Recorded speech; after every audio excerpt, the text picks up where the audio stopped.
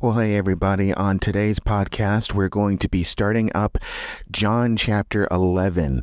It's part of our longer standing study in the book of John itself. And so in John chapter 11, we're going to start looking at the account of Jesus and his raising Lazarus from the dead. Now, Jesus doesn't raise Lazarus from the dead until pretty much in the middle of the chapter, so it'll take us a little bit to get there. But there's a lot of lessons that we can learn and glean from the verses that lead up to that, having to do with the power of God, having to do with faith, and even having to do with Jesus' own claim of being the resurrection and the life, where Jesus Christ himself says, "I am the resurrection and the life." Now, we're not going to talk about that part today. That's going to come next time. But pretty much for this episode, as we delve into chapter 11, we're gonna kind of set the scene here, just as John does. John sets the scene for what's going to take place in much of the chapter, and we're introduced to the major characters in this account here. Mainly Jesus, who is obviously the main character because he is the Son of God, the Savior of the world. But you also have Lazarus, who is dead. And who will come to life by the time you get to about the middle of the chapter. And then you have his sisters, Mary and Martha. And so, we're just going to be introduced to them this time, and we're going to be introduced to Martha a little bit more next time, as Jesus is going to be talking to her, and it's to her that he utters the next "I am" statement that we find in the book of John, and that is when Jesus says that "I am the resurrection and the life." But we're, a lot of what we see as far as interaction goes, related to, Jesus and him interacting with anybody in the passage that we're going to be looking at, which is actually going to be chapter 11, verses 1 through 16, is having to do with his disciples. And what is, Jesus' leadership in this area to say about what his intentions are with the disciples themselves, and their comprehension of what's going on or what is going to take place. And we'll focus a little bit of time on that. So this is kind of a little bit of an introductory setup, just based on how John lays things out.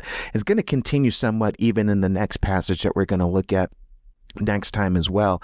And then after next week, after we talk about Jesus being the resurrection and the life, then we're going to go into a large chunk of the chapter where it catalogs the raising of Lazarus from the dead. And hopefully by that point, with all the background information that's built up into there, you kind of see all the more the significance of the raising of Lazarus himself, when you juxtapose it to everything else that we talked about, based on what John has laid up leading up to that point as well. So that's the agenda for this episode, is verses 1 through 16. So let me go ahead and read the passage to you, and then we'll go ahead and get started.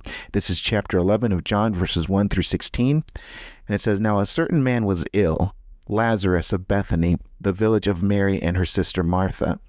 It was Mary who anointed the Lord with ointment and wiped his feet with her hair, whose brother Lazarus was ill. So the sisters sent to him, saying, Lord,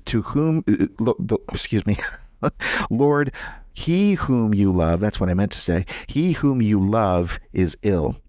But when Jesus heard it, he said, "This illness does not lead to death. It is for the glory of God so that the Son of God may be glorified through it." Now Jesus loved Martha and her sister and Lazarus. So when he heard that Lazarus was ill, he stayed 2 days longer in the place where he was. Then after this, he said to the disciples, "Let us go to Judea again." The disciples said to him, "Rabbi, the Jews were just now seeking to stone you, and you are going there again?" Jesus answered, Are there not 12 hours in the day? If anyone walks in the day, he does not stumble, because he sees the light of this world. But if anyone walks in the night, he stumbles, because the light is not in him. After saying these things, he said to them, Our friend Lazarus has fallen asleep, but I go to awaken him. The disciples said to him, Lord, if he has fallen asleep, he will recover. Now Jesus had spoken of his death, but they thought that he meant taking rest in sleep. Then Jesus told them plainly, Lazarus has died, and for your sake I am glad that I was not there, so that you may believe. But let us go to him. So Thomas, called the twin, said to his fellow disciples, let us also go, that we may die with him. My name is Steve Gill, and you're listening to Loving the Scriptures.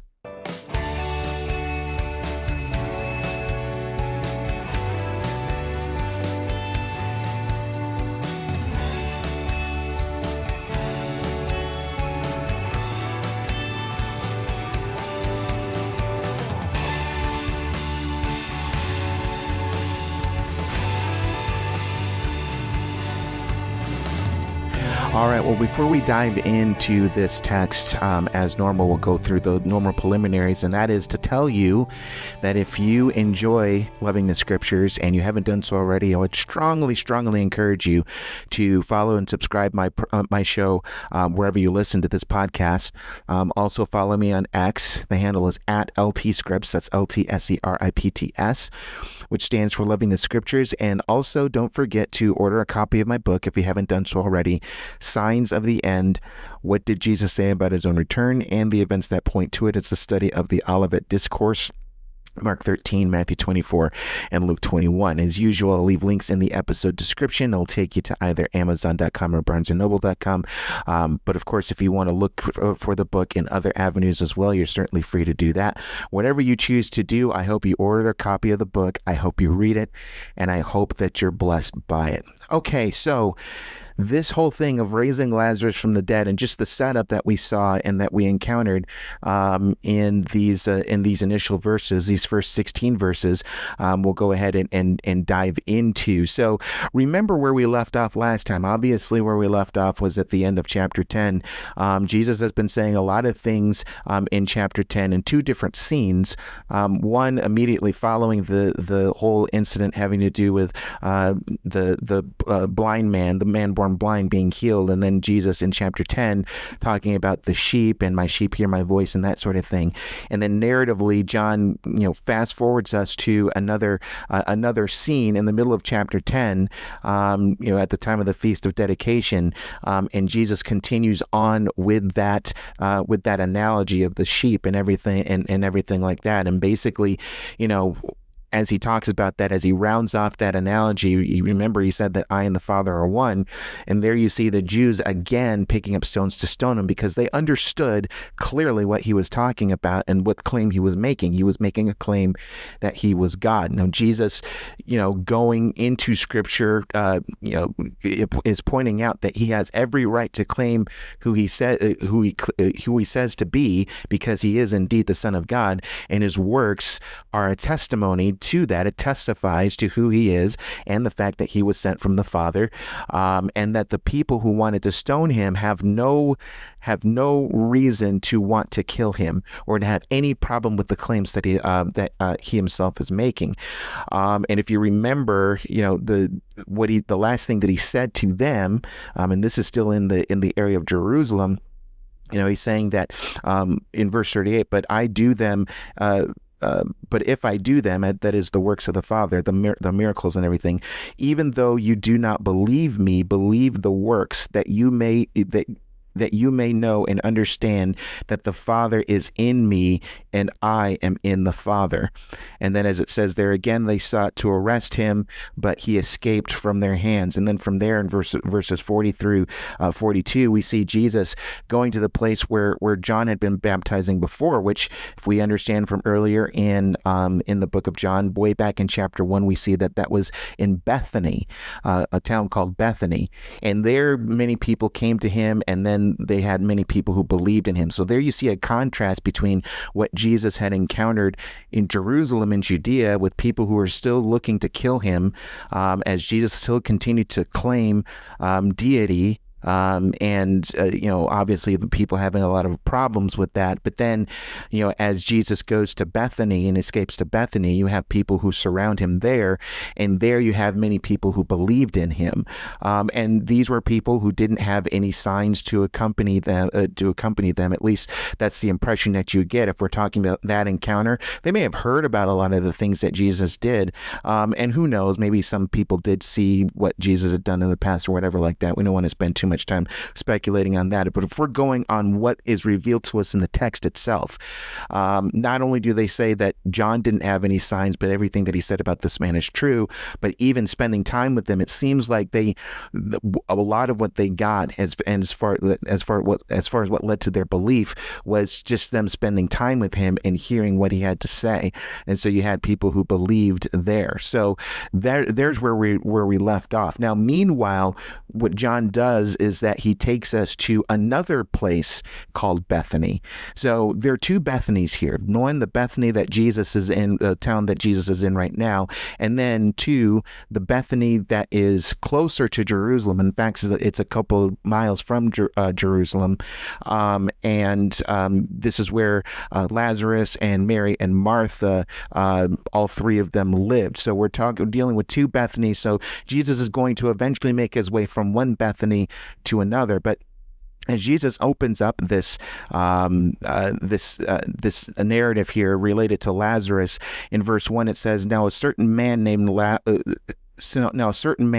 was ill, Lazarus of Bethany, the village of Mary and her sister Martha." So that's how this story opens up. Now we don't know, just obviously we were just reading that text there. We don't know specifically what ails Lazarus, or any sort of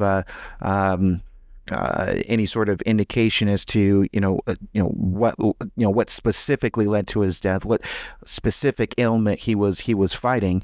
I would assume that maybe perhaps if this was something that showed up in Luke's gospel, Luke may have had a little bit more insight and understanding of what he died of. But Luke doesn't include this in his narrative, which is fine. But we do know that Lazarus being ill, it's ill where it's serious enough where he eventually dies from what was plaguing him. So we're not dealing with anything with a cold or anything like that. We're dealing with something that is pretty serious enough to the point that the sister sent for Jesus, telling him that Lazarus is ill. So we don't know what's ailing Lazarus, but we know that it is serious and that it results.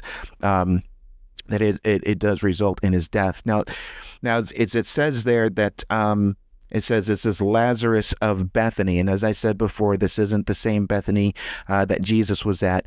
This is a different Bethany that's a couple of miles from Jerusalem, and then it's. As far as Bethany itself, it's described here there still in verse 1, the village of Mary and her sister Martha.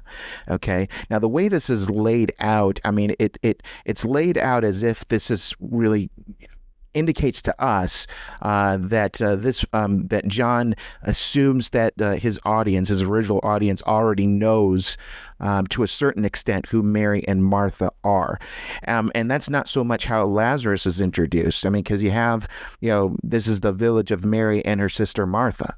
Okay, as far as Lazarus goes, Lazarus is just, as it says there in verse 1, a certain man. A certain man, and then he's in Bethany, the village of Mary and her sister Martha, and you get a sense of this assumption that John probably had about his original audience, already knowing to some extent who Mary and Martha are, by what he says in verse 2. It says it was Mary who anointed the Lord with ointment and wiped his feet with her hair. Whose brother Lazarus was ill. So this was something where John is saying, hey, this Mary that I'm talking about, this is the Mary. The Mary that I'm talking about is the Mary who anointed Jesus with ointment and everything, and it wiped his feet with her hair and everything like that. Is again laying out this story, or at least a summarization of a story that that his original audience had probably already known about or probably heard something about or something along those lines. So again, there's that assumption there. Now, as far as what actually happened itself with Mary and the anointing ointment and everything like that, that's not anything that we're going to see until John chapter 12. All right. So this is a description. What John lays out here in verse 2 is a description of Mary's future actions that we see in the next chapter. And everything like that. Now, one thing that is interesting, and what might explain this whole idea of other people, and especially John's late first century audience, perhaps already knowing who Mary and Martha are, perhaps even by tradition and everything like that, you get a clue of that by remarks that are seen in Mark chapter 14, for example. So in Mark chapter 14.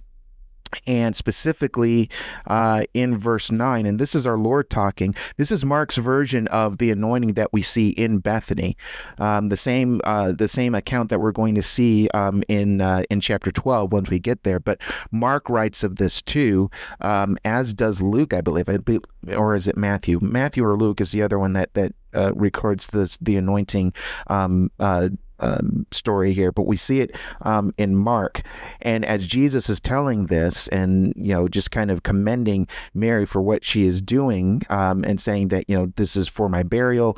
And in verse 9 of chapter 14 of Mark, it says, "And truly I say to you, wherever the gospel is proclaimed in the whole world, what she has done will be told in memory of her." So I think that, that sort of thing has been going on. Plus the fact that if, John is written in the late first century, you already have gospel testimony of the other gospel, synoptic gospel accounts where this is written down.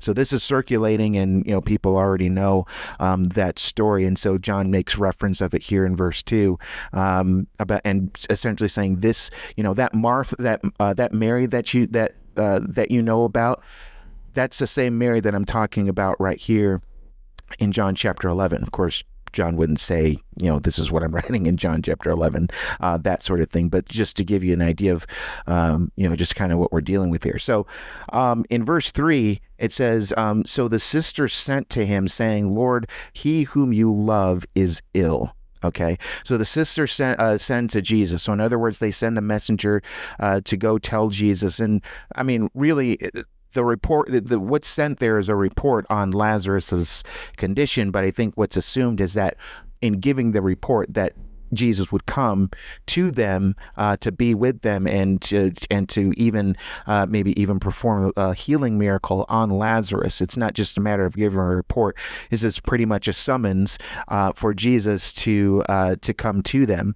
And so notice how it's described there, where it says the messengers who are sent by the sisters, they tell Jesus, saying, "Lord, he whom you love is ill." So this shows us that that Jesus had a very friendly and familiar relationship with Lazarus, and that it was a love. It was a I guess you could say maybe a special relationship that Jesus had with Lazarus, as well as his sisters, because it says in verse 5 that Jesus also loved Mary and Martha as well. But so as far as the whole family goes, Jesus loved them specifically, which kind of indicates a special relationship there.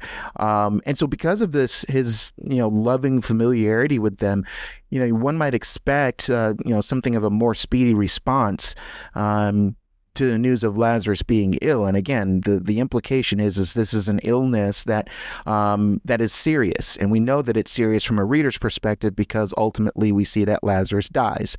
But what we see of Jesus instead is that he delays for 2 days. And, while Jesus loves Lazarus and while Jesus loves loves his sisters, Jesus delays because he has God's purposes in mind first and foremost. And there is a very specific and special purpose that God has in mind, a special and specific purpose that Jesus Christ, the God-man, has in mind as it relates to everything that's going to go down with Lazarus and the illness and his death and everything like that.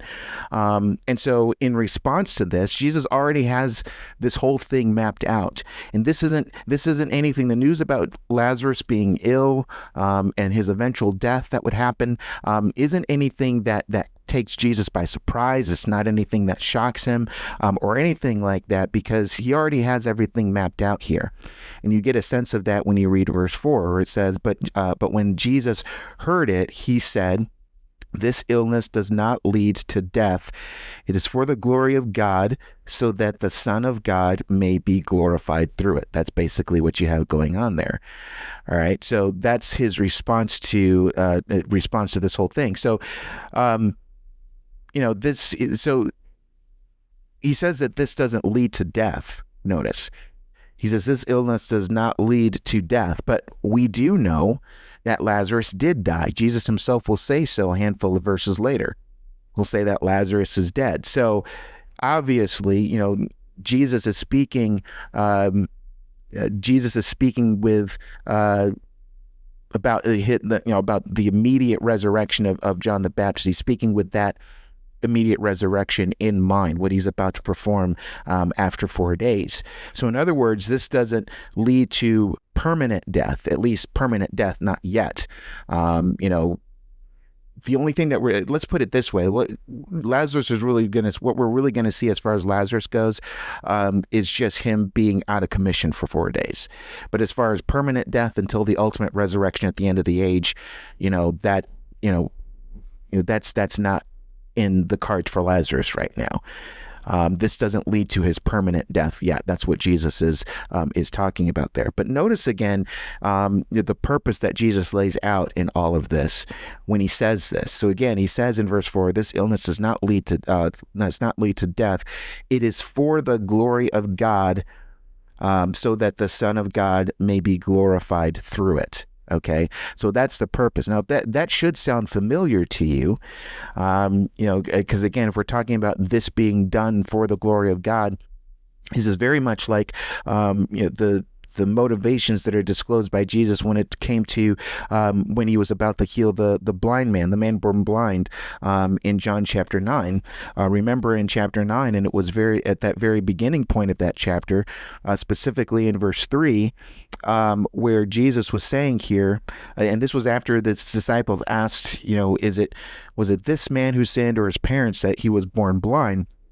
And in verse 3, it says, "It was not that this man sinned or his parents, but that the works of God might be displayed in him." Right? So in other words, so that, this purpose, the purpose of him being born blind and being at this point right now where this divine appointment is met is coming together so that, the work and the power of God might be displayed in him in the miraculous sign of Jesus restoring his sight and giving him his sight. That's basically what we're dealing with.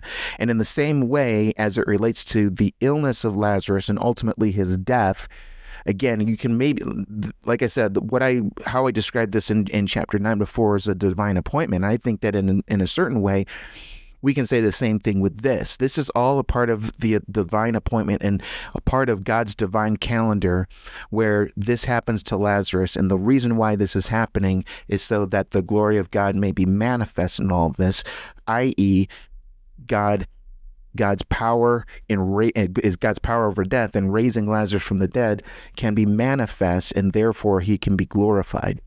So he says, it is for the glory of God. Now notice this, so that the Son of God, that is Jesus Christ, so that the Son of God may be glorified through it. So we're talking about the glory of God, and we're talking about the glory of the Son of God, which I think it's very significant that Jesus lays things out in that way. The Father and the Son are share the same glory. In other words, is basically what we see with Jesus and what he said there, which shouldn't be surprising because, if Jesus is indeed God, which he is, we believe that he is, and Jesus has claimed that he is God throughout much of this gospel, then the glory that the Father receives is the same glory that Jesus the Son receives, because Jesus himself is God. So if we're talking about the Son of God being glorified through this, we're seeing something significant as far as maybe not as direct of a proclamation, but a proclamation nonetheless from Jesus Christ himself to his own deity. And seeing it, in all of this, that Jesus Christ is indeed God. And this is seen as far as, this whole thing of what Jesus is going to do with Lazarus and raising him from the dead. his glory being shown to those around him when this happens. You can kind of see this, and I'll just give you a preview of this. But if you were to flip all the way over to verse 42, when this is about to happen, the prayer that Jesus gives to the Father before raising Lazarus from the dead, he says, "I knew that you always hear me, but I said this on account of the people standing around, that they may believe that you sent me." So that's another phrasing of, that's kind of, I would say, is connected to this whole thing of the Son of God being glorified through this whole thing. And then as you see in the following verses after verse 42, Jesus raises Lazarus from the dead. And really, if you go even beyond there, it's the news that spreads of the resurrection of Lazarus from the grave that plays a contributing part to everything that we see as far as the triumphal entry in Jerusalem and everything like that. So what we see there is pretty much a big deal. Now, let's deal with the timeline of what we have from the time of the message of being sent to Jesus that Lazarus is ill, to what we're working towards as far as the day that Jesus raises Lazarus from the dead, because the timeline is very important, and it's important that we understand the details that John lays out here, so that we can better understand what's on Jesus' agenda related to all of this. Now, it's interesting as you proceed into verse 5, where it says, "Now Jesus loved Martha and her sister and Lazarus." So we already know from the previous verses that Jesus loved Lazarus. He whom you love is ill, is sick. Here we see in verse 5 again that Jesus loved Martha and her sister. So this was a love that Jesus had for all of them in that family. But here's the interesting thing. It says, "Now Jesus loved Martha and her sister, and Lazarus." Verse 6. "So when he heard that Lazarus was ill, he stayed 2 days. He stayed 2 days longer." Okay, so we're told that he loves Mary and Martha, and again, thinking about this and looking at this from a human perspective, you'd think that as a result, of his love for Mary and Martha, that he would hurry to Bethany, to the other Bethany. He's already in a Bethany, but the Bethany that's a couple of miles from Jerusalem, that he would hurry to Bethany, given the situation at hand. But again, as we see here, he delays.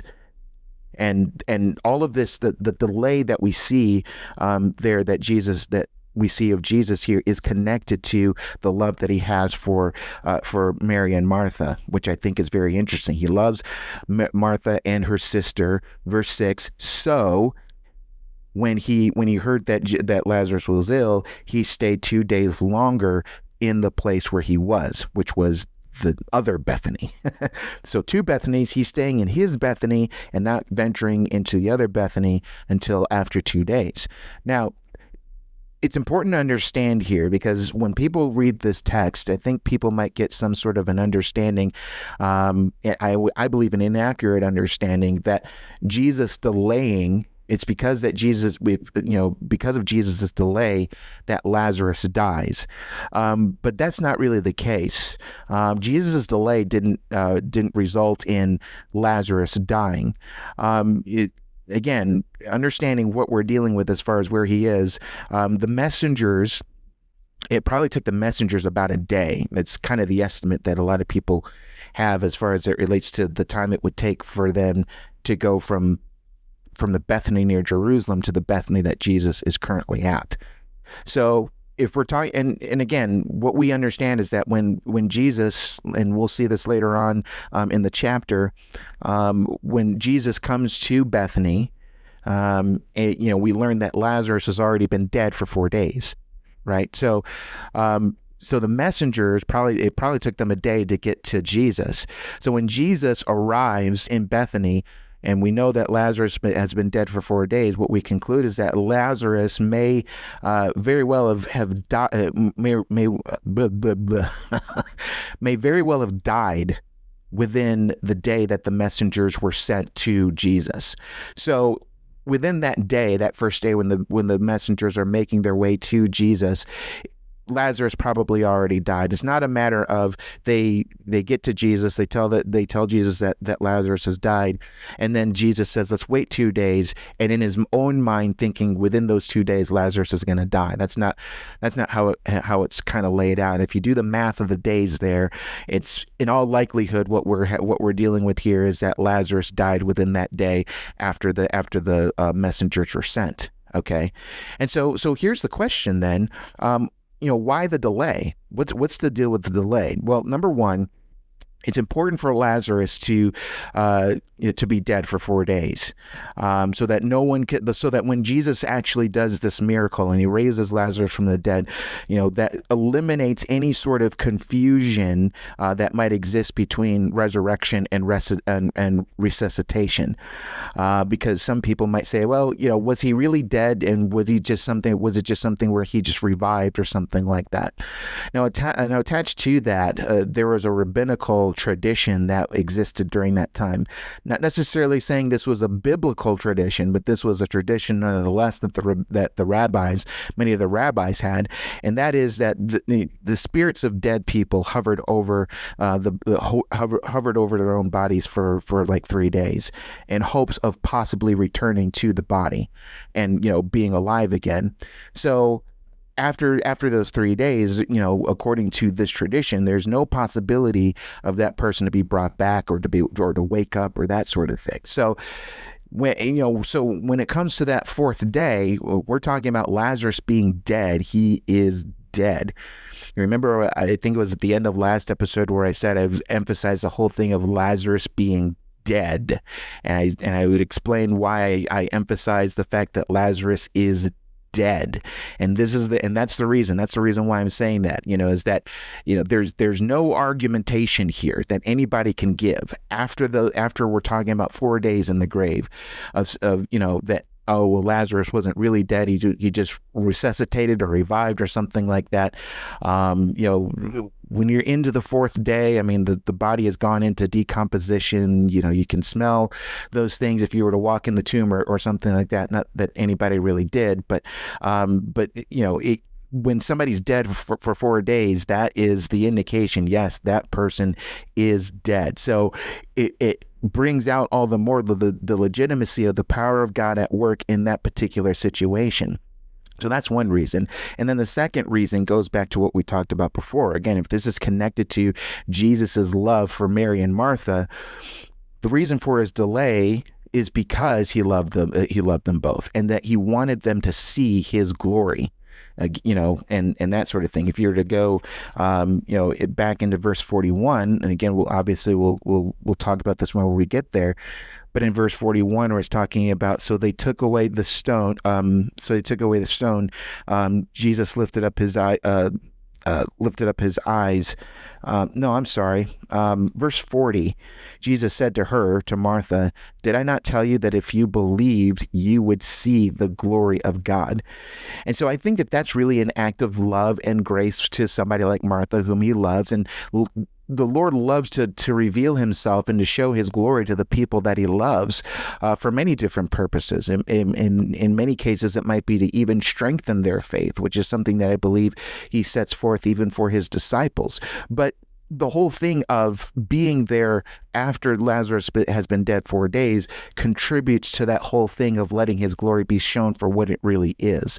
And so that's why he delays. So that's why you can read the text here where it says Jesus loved Martha and her sister and Lazarus. So when he heard that Lazarus was ill, he stayed 2 days in the place where he was. Okay. So that's kind of the explanation that you have going on there. But then after you have that delay, then you have Jesus, just kind of laying out the plan of going back to Judea. So in verse 7, it says, "Then after this, he said to the disciples, 'Let us go to Judea again.'" So Judea is just that general southern area, of which Jerusalem is a part of the, Judean area there, which was where Jesus was in much of John chapter 10, and where people had had tried to kill him. And that's what the disciples pointed out to him. The disciples, verse 8, said to him, Rabbi, the Jews were just now seeking to stone you, and are you going there again? To them, it doesn't make any sense. And I don't blame the disciples for thinking that. I mean, they, as people are closely attached to Jesus and to his ministry and followers of him, I'm pretty sure they're thinking not only of the safety of their master and their Lord, but their own safety as well. So there's like, what are you doing, Jesus? We just got out of there. And remember that they wanted to kill you there. So why would you want to go back there again? So, and really and again, taking into account that when they left Jerusalem and they went to the first Bethany there, and you had people surrounding them who believed in him, many who believed in him, the Bethany that they were in seemed much more safe and much more friendly. So why would you want to leave that place and go back to the place where it's a little less safe, where it's a little bit more hostile and that sort of thing? Now here, in response to that, if you get into verse 9, Jesus says some things that also sounds a little bit familiar as well. In verse 9, Jesus answered, Are there not 12 hours in the day? If anyone walks in the day, he does not stumble, because he sees the light of this world. But if anyone walks in the night, he stumbles, because the light is not in him. Now, I mentioned before a similarity that you have between what we're seeing here in chapter 11 and what we saw previously in John chapter 9 is that Jesus laying forth this whole idea that this is what's going to happen is for the glory of God, that God's glory, God's power, and everything like that essentially is going to be put on display. And so that's why we're at this point right now. That's why this man is born blind, so that God's power and God's glory can be displayed and work in him. And so we saw the similarity here in John chapter 11 as it relates to Lazarus. Here, this whole thing about day and night and that sort of thing, you kind of see the similarities there as well from what we saw in John chapter 9. Remember what he said in John chapter 9. I'll read the whole thing, including the whole thing about the works of God being worked in him. But remember, again, it says it was not that this man sinned or his parents, but that the works of God might be displayed in him. Now, verse 4, we must work the works of him who sent me while it is day. Night is coming when no one can work. As long as I am in the world, I am the light of the world. And remember, we talked about that. I mean, we saw it within the frame of, there's no time to waste, because the Son of Man, Jesus Christ, is on the earth for a limited amount of time. And while he's on this earth, he wants his light to shine as far as it relates to his glory for as long as he's on this earth. Once he's off the earth and once he's in heaven, as it relates to what he has previously done before isn't going to be manifest as it had before. And so there, it's going to be darker. It's going to be harder to discern those things. And so as long as I'm in the world, I'm the light of the world, is kind of, talking about this whole thing of there's no time to waste. It's interesting that Jesus goes into the whole day and night sort of thing here in John chapter 11. And I think to a certain extent, it's talking about the same thing, but there's a little bit of a difference to it as well. Additional messages that he wants to lay forth here as it relates to all of this. So again, so I believe that this is similar to things that he said in John chapter 9. Now, notice, first of all, he talks about the person who walks in the day, and that person who walks in the day does not stumble, because what he does is that he sees the light of this world. Now, who's the light of this world? The light of this world is Jesus Christ himself. Jesus Christ even identified himself. He says, I am the light of the world. And so the whole idea is that during his earthly ministry, Jesus shows his glory so that those who are his can see him for who he claims to be. right? And all of this is done within the context of his earthly ministry. And again, the whole idea of are there not 12 hours in the day, I think speaks to that whole thing. Again, of the whole thing of while I'm here, there's a lot to be done as it relates to this and fulfilling these purposes. And so in a certain way, there's a little bit of a difference to what is laid out there, but it's kind of attached to the same similarity of we have to work while it's still day. That's what I believe is being communicated there. But again, I think the whole idea is that, as he talks about those who walk in the day and that they don't stumble because they see the light of this world. They see Jesus. They see him at work. They see his power and his glory manifested and on display. And that's what he's wanting to do. Now, on the opposite side, where he talks about anyone who walks in the darkness, he stumbles. And he stumbles. Notice what he says there about the one who stumbles. He says, first of all, he says that the one who is in the light does not stumble because he sees the light of this world. Verse 10, but if anyone walks in the night, he stumbles because the light, now listen, because the light is not in him. The reason why he stumbles is that the light, Jesus Christ himself, is not in him. Now, when I read that and I look at that, I think, I kind of think in my mind, isn't he kind of saying, saying the same thing, although, using different language, saying the same thing as he said before as it related to his sheep? Specifically, when he was talking to his enemies, he says, the reason why you don't believe is because you're not among my sheep. And along the same kind of similar lines here, he's kind of saying that they stumble because his light is not in him. All right. And so basically what it comes down to is this, is that since they are not of Christ, these people who are in darkness, they are not of Christ, their attitude and their sentiments as far as it relates to all of this will not change. So even if we're talking about, so again, the disciples are saying they tried to kill you in Jerusalem and in Judea, and you want to go back there? I think Jesus is essentially saying they're walking in darkness because they're not of me, and that's not going to change. All right. So what we do here shouldn't be dictated by what's not going to change as far as they are concerned. Our concern should be doing what the Father has set forth for us to do and what the Father has sent forth for me to do, so that my people can see my glory and my power manifested before them in what I'm going to do. And so I think that's really the message that Jesus is laying forth there in using that day-night analogy. So again, I think there's some similar aspects to the meaning of that, but also some additional things as well as it relates to this particular situation regarding what he's going to do with Lazarus and everything like that. So as it relates to here in verse 11 here, so after he uses that analogy, verse 11, after saying these things, he said to them, our friend Lazarus has fallen asleep, but I go to awaken him. The disciples said to him, Lord, if he has fallen asleep, he will recover.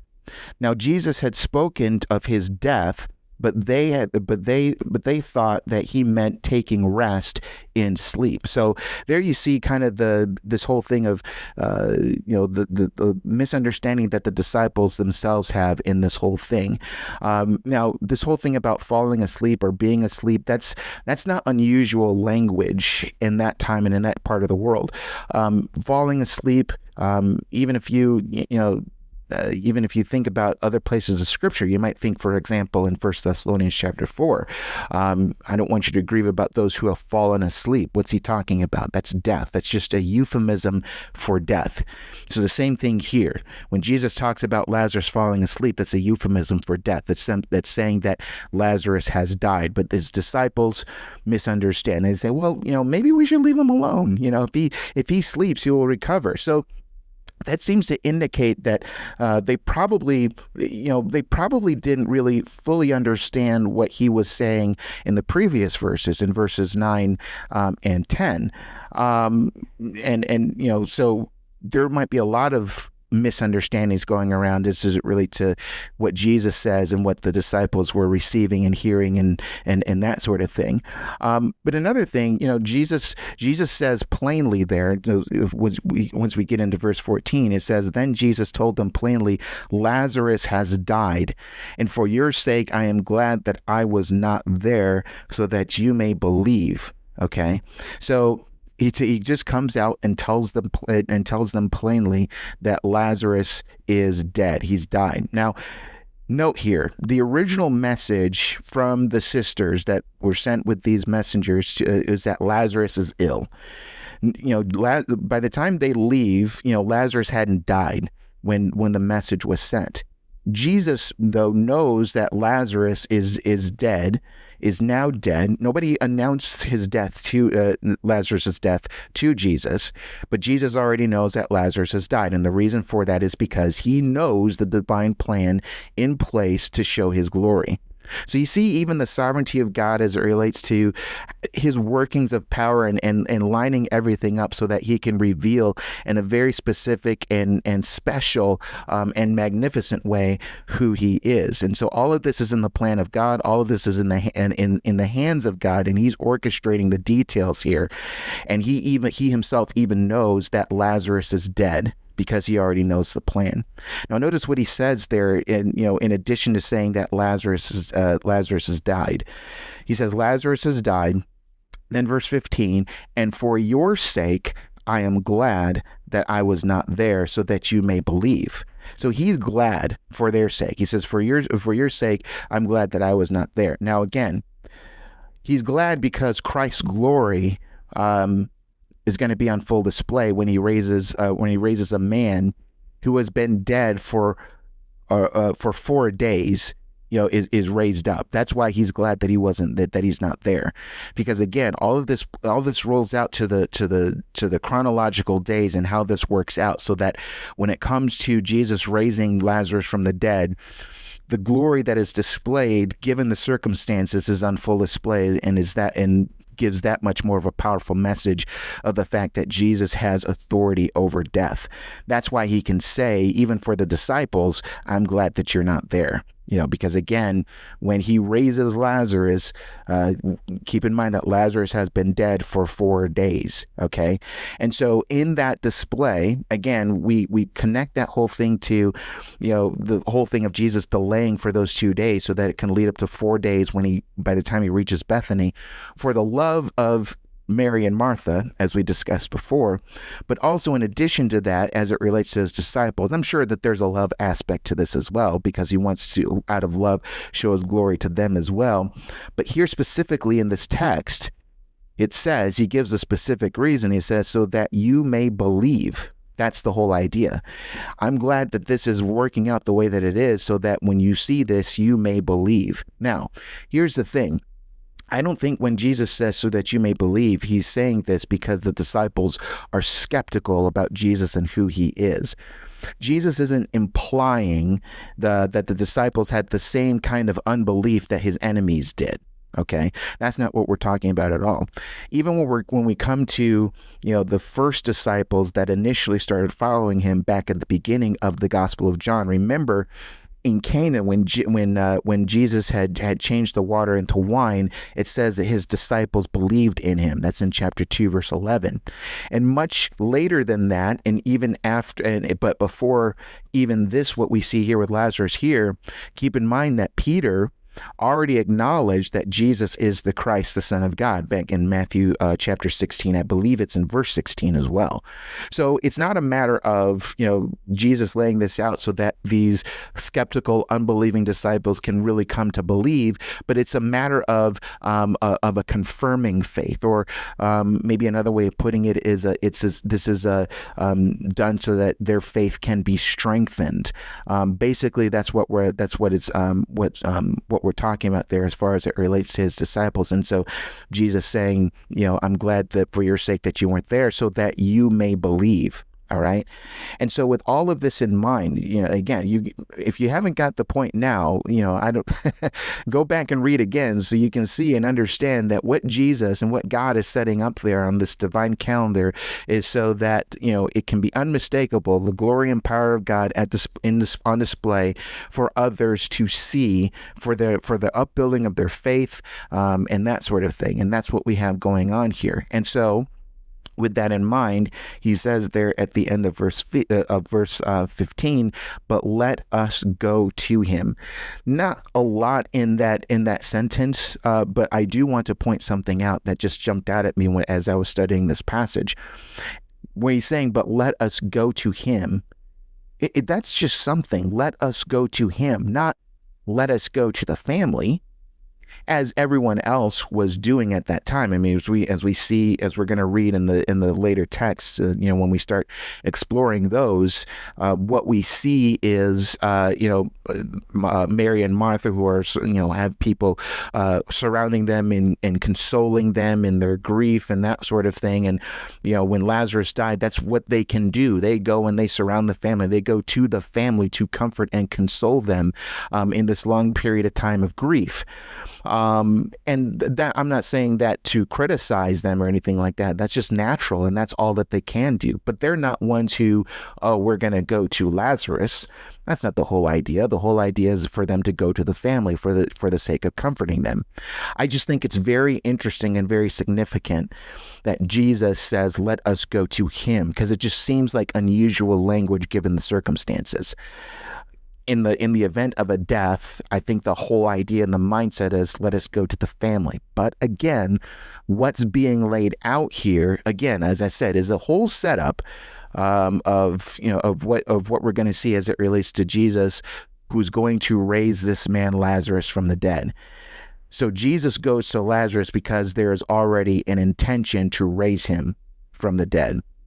Okay, and also this was meant to be publicly seen for the sake of his glory and to strengthen the faith of the disciples, just as we saw, a couple of minutes ago. And so with that in mind, this is not like performing the miracle, a miracle from afar, which we know that Jesus is able to do, and which we know that Jesus has done. For example, the healing of the official son in John chapter 4. Remember that? Remember the man traveled over to Jesus, is begging him to heal his son, and Jesus said, your son will live. And so he goes back and he meets his servants on the way back and said that his son is recovering. And it turns out that he was recovering at the time that Jesus had said, your son will live. Jesus didn't go with the official, but back to his place and lay his hands on the son or anything like that. It was a miracle from afar. This is not what we're dealing with. Even though Jesus is capable of doing this from afar, he is going to the actual place, and he's going to Lazarus himself, because this is going to be something that's going to be a public display. This is going to be a public display for Mary, for Martha, for the disciples, and for all the other people who are surrounding them, consoling them during this time. Okay? And so that's what we have there. And so to close this out here, what we see from in verse 16.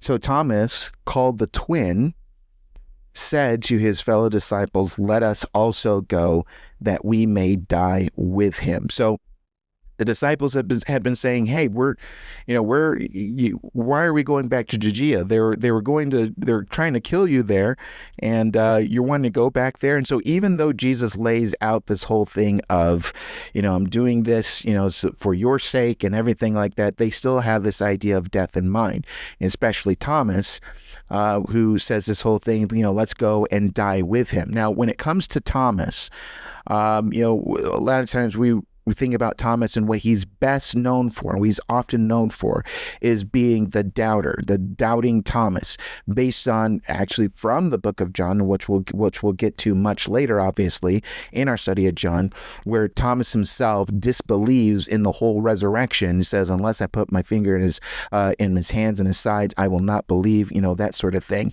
And so Thomas has been kind of propped up as kind of a don't let this be you sort of thing, as far as unbelief and lack of faith and that sort of thing. And so that whole label, doubting Thomas, is kind of attached to him. But not a lot of attention is given to this. And we don't have to spend a lot of time on this, but I do think that there's something to be said about, perhaps giving Thomas a little bit of credit as it relates to this scene here, that, this sort of expression of his dedication and his boldness. He was ready to die for and with Christ. Now, whether that was something that was truly enduring in his heart and maybe not along the same lines of what Peter expressed, I don't know. There's no way for us to know. But we do know that at this point, he's willing to follow Jesus. He's not one who says, well, if you're going there where they're looking to kill you, and probably us as well, if you want to go down there, knock yourself out. This is where I draw the line, and I'm going to, not go along with that because I care about my life. Here we have Thomas is saying he's going to follow him, even though there's danger there, and Jesus is resolute in going to that place. It's the whole thing of Thomas saying, well, if that's where you're going to go, that's where I'm going to go. And so I'm still following you every step of the way. And if it means your death, it's probably going to mean our death. And I'm willing to do that. So let's go down there and die with him. Very, kind of dark sort of perspective. But again, Thomas doesn't really seem to understand everything that's going on there, but it's just something to call out, just as far as Thomas is concerned, his readiness to die for and with Christ. So when we think about Thomas, we think about doubting Thomas, but let's also, as best as we can, try and remember this scene as well, and saying that, Thomas wasn't one who turned his back on the ministry at this point, knowing the dangers, but he was one who says, well, if this is where the master is going to go, I'm going to go. It may very well result in our death, and I'm okay with that. So let's go and die with him. That's, I think that's something, there's something to be said about that. But here's the thing, where Thomas was expecting a mission of death, God's will was to engage in a mission of life. And that's what we're going to see as it relates to the resurrection of the raising of Lazarus from the dead, as well as even before then, Jesus talking about life and resurrection and everything like that, specifically going into the next I am statement that Jesus makes here in the Gospel of John. I am the resurrection and the life. And, just what he's communicating to Martha, because that's who he's specifically talking to and having this exchange with. What does that all mean? What significance does that have just for us as believers and even for Christians at that scene, and how it connects to what he's going to do with Lazarus and raising him from the dead? I think it's going to be a good analysis as it relates to all of that, and that's what we're going to look at next time. But for now, we're going to leave it there. So as you can see, and I told you this at the beginning, these initial verses are just kind of setting things up, and the next passage is going to kind of be setting things up as well, and then we're going to, after that, get into the whole thing of raising Lazarus from the dead and that sort of thing. So we're still setting the scene here, but hopefully you see the significance and the intention that Jesus has in mind, and hopefully that gives us a little bit more understanding for everything that follows from here. So to be continued as we pick up in verse 17 next time. But like I said, for now, we'll leave it there. If you enjoy this program and you haven't done so already, I would encourage you to subscribe and follow my show wherever you listen to this podcast. Follow me on X. Again, the handle is @LTScripts. That's LTSCRIPTS, which stands for Loving the Scriptures. And also don't forget to order a copy of my book, Signs of the End: What Did Jesus Say About His Own Return and the Events That Point to It. As usual, links in the episode description. All right, friends. Well, I had a great time going through scripture with all of you. The best is yet to come, I believe, in this passage. And so hopefully you come back and join me so that we can continue to explore that, especially and particularly next week when we talk about Jesus as the resurrection and the life. What does he mean when he's saying those things? So again, hope that you join us for that wonderful journey as well. My name is Steve Gill, and I will see you right back here next time. Bye now.